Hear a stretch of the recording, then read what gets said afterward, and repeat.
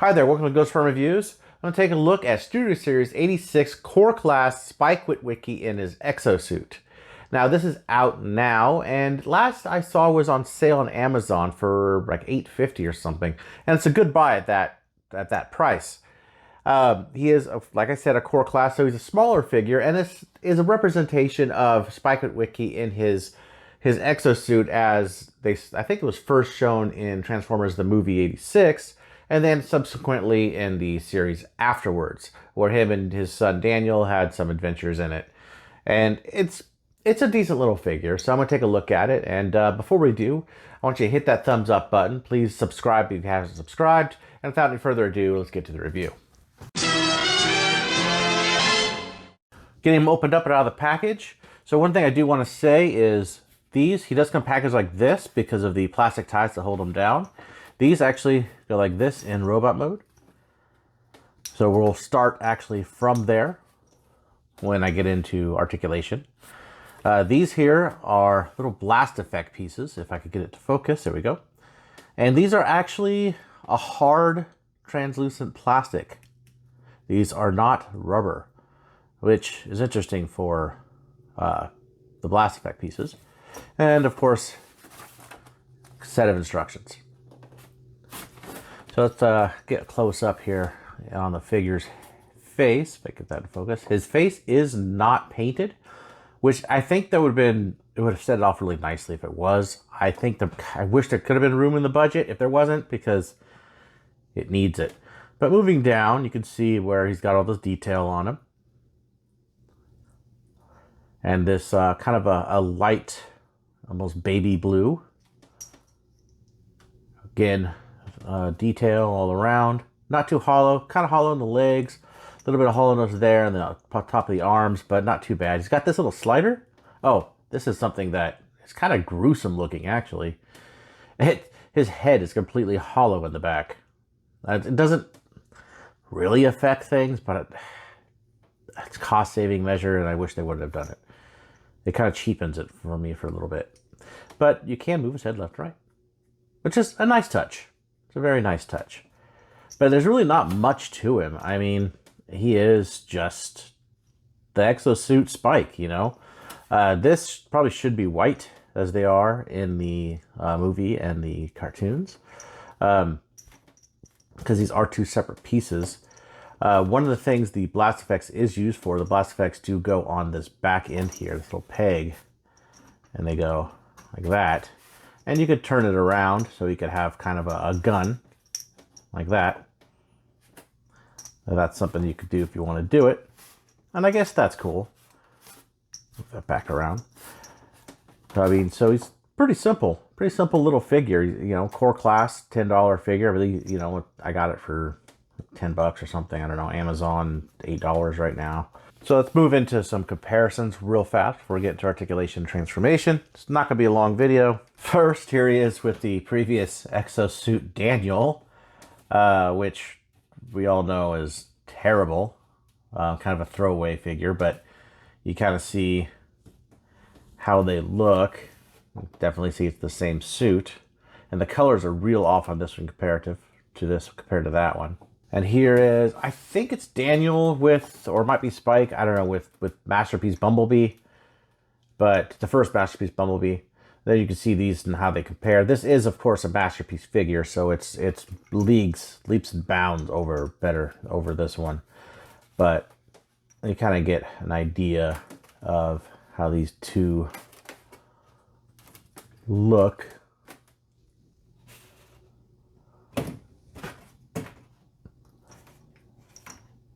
One thing I do like about this one a lot is that these pieces are actually white on the side here of the dome, where they left it clear on the Masterpiece, which I think was a huge misstep. I never actually liked that on the Masterpiece.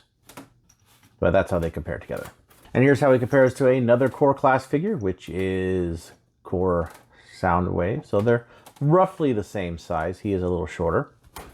And here is how he compares to Voyager class Retgar.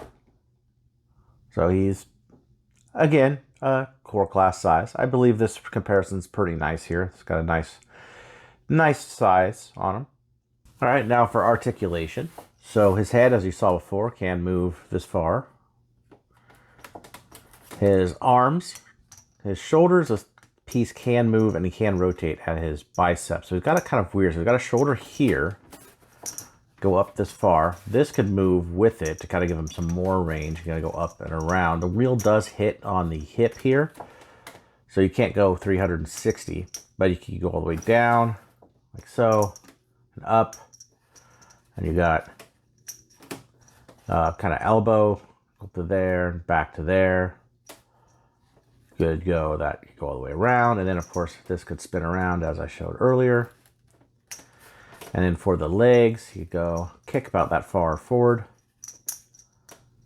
pretty far back. Knee joint, it's kind of actually double hinged just for transformation. So you can get some pretty good knee bends with them. He has no ankle tilt at all. They're already tilted a bit. There's nothing you can do with the feet. They're completely stationary.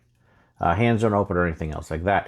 Now, one thing I do want to mention that they could have done, since this whole piece is one chunk and there's no real transformation elements in the middle of it, they could have given him a waist swivel. That would have been nice to give him a waist swivel. It would have actually done a lot for the posing, I think. He also can't really straighten out his arms, but I guess that's just sort of the way it was. But he could look all right. I mean, he as a figure, robot figure, whatever you want to call it, the exo-suit, he looks decent. He could actually look decent in with the rest of the crew for the 86 movie. Transformation on this guy is really simple, which is fine. They should be simple, but I'm not a huge fan of what he turns into. So I'll go over the comparisons. So for transformation, you want to go ahead and turn his legs around.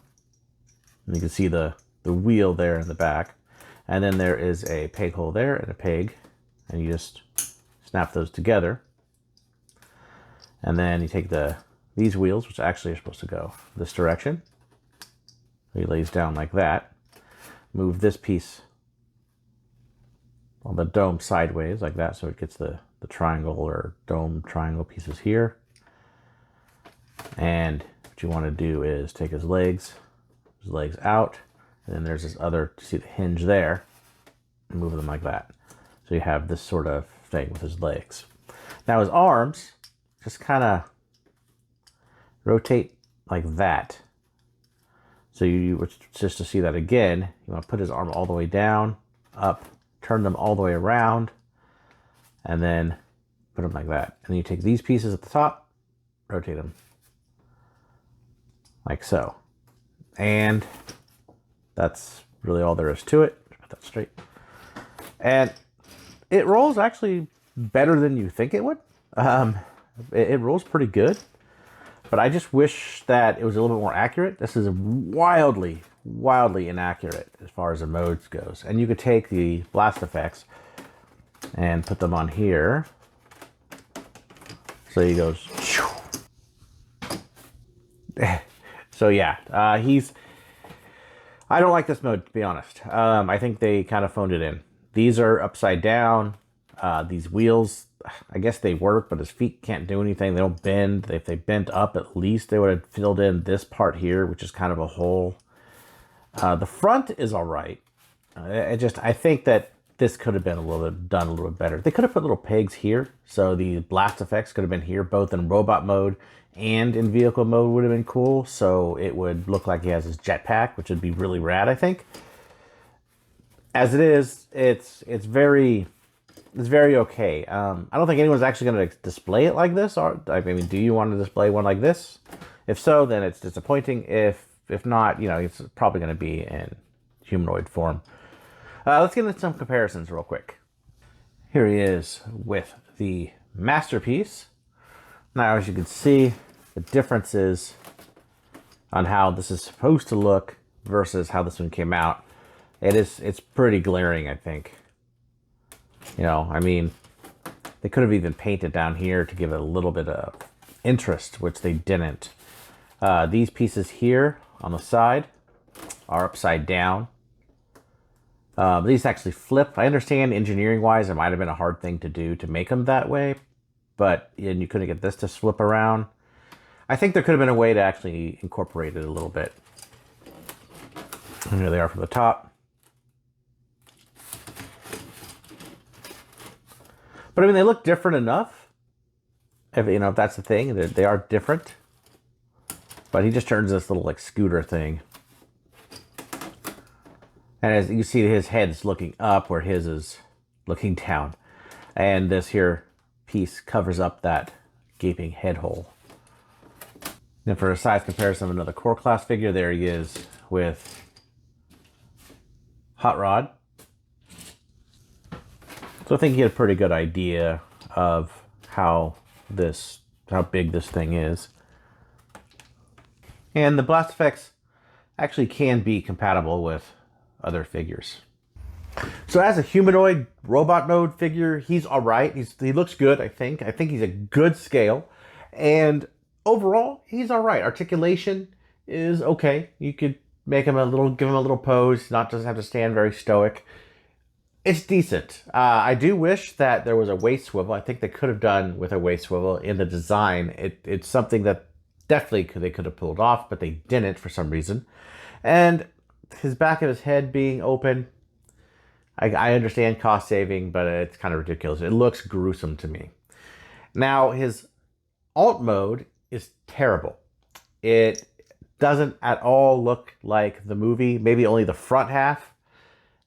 They really compromised that alt mode for the robot mode, which is understandable because on your shelf, I'm not sure how many people will be actually displaying it in alt mode instead of robot mode.